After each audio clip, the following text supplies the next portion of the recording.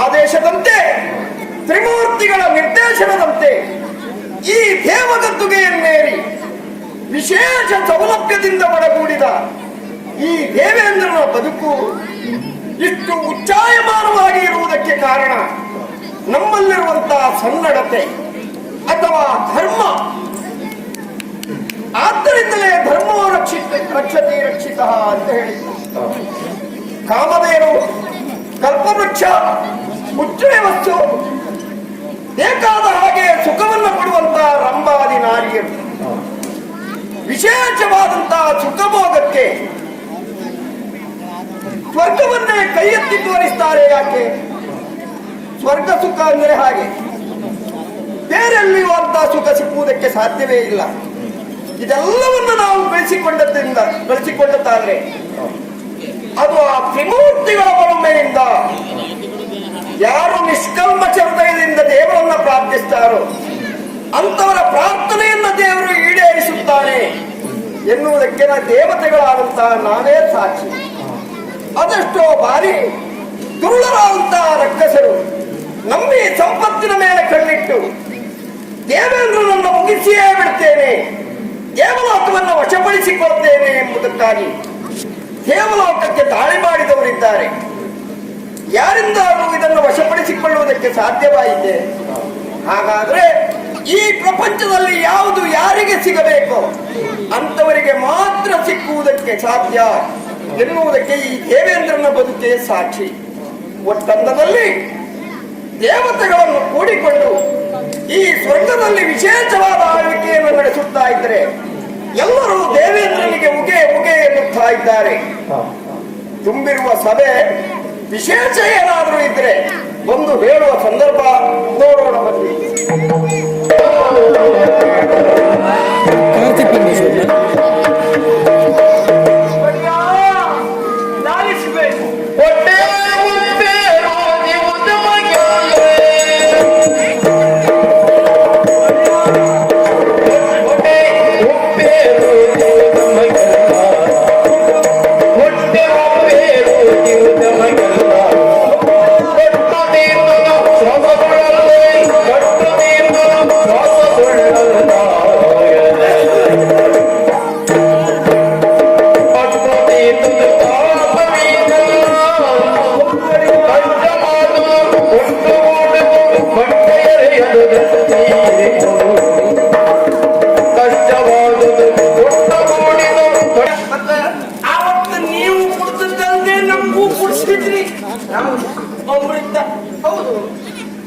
ಸಾವು ಬರುವುದಿಲ್ಲ, ನೋವು ತಪ್ಪುವುದಿಲ್ಲ ಒಡೆಯ. ನೋವು ತಡೆದುಕೊಳ್ಳಿಕ್ಕಾಗುವುದಿಲ್ಲ, ಯಾಕಾದ್ರೂ ಸಾವು ಬರುವುದಿಲ್ಲ ಅಂತ ನಾವು ಹಬ್ಬ ಇದ್ದೇವೆ. ಯಾವಾಗ ಒಡೆಯ ಕರ್ಕಸರು ದಾಳಿ ಮಾಡಿದಾಗ ವಿಶೇಷವಾಗಿ ಪ್ರಬಲಾಂತರಾಗಿರುವಂತಹ ಅವರನ್ನ ನಾವು ಏನೂ ಮಾಡದೆ ಆದರಿಸಿರುವಾಗ ಆವಾಗ ಹೇಳಿದಾಗ ಹೋಗ್ತು ಒಡೆಯ.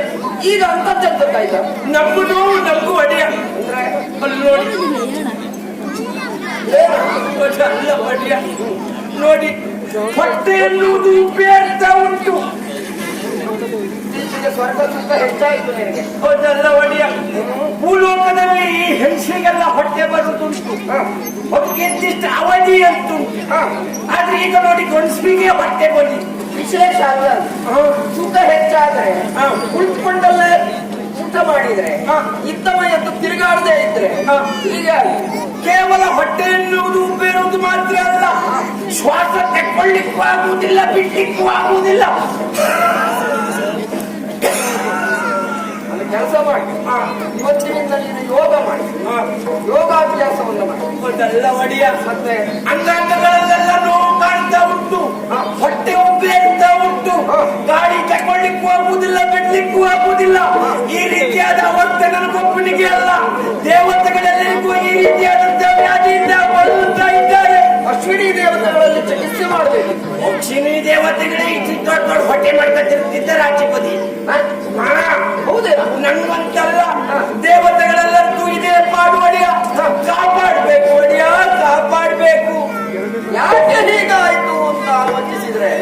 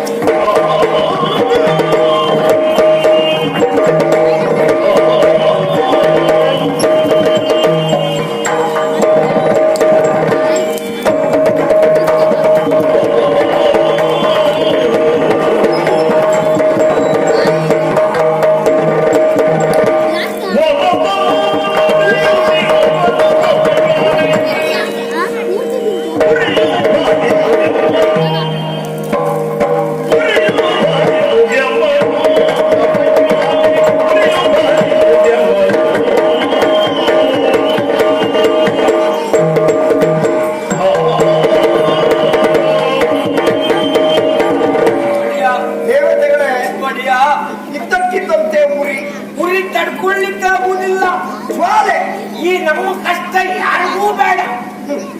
ದೇವತೆಗಳಿಗೆ ಹ. ಆರೋಗ್ಯ ಕೆಡುವುದುಂಟೋ, ಆಹಾ.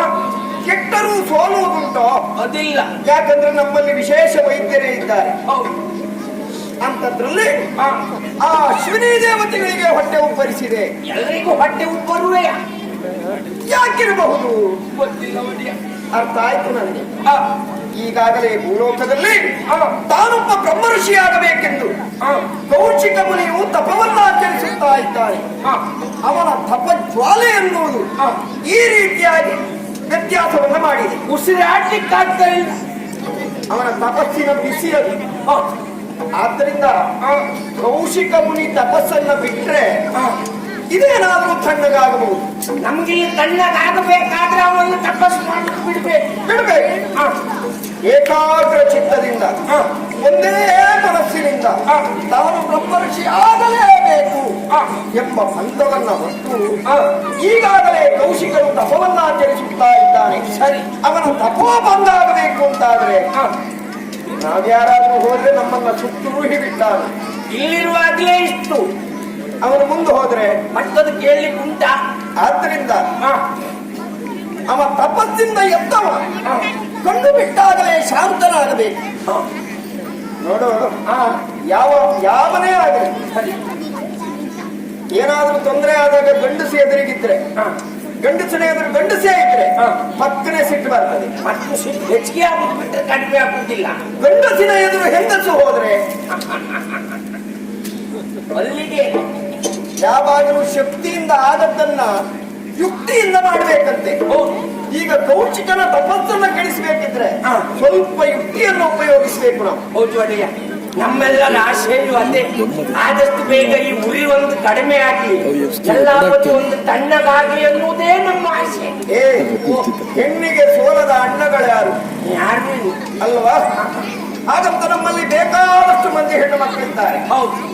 ಈಗಲೇ ಹೋಗಿ ತಟ್ಟನೆ ಮೇನಕೆಯ ನಿವಾಸಕ್ಕೆ ಹೋಗಿ ಆಯ್ತು. ದೇವೇಂದ್ರ ಬರ್ಲಿಕ್ಕೆ ಹೇಳ್ತಾನಂತ ಕೂಡಲೇ ಕಳಿಸಿಕೊಳ್ಳ. ನಮೋ ನಮಃ.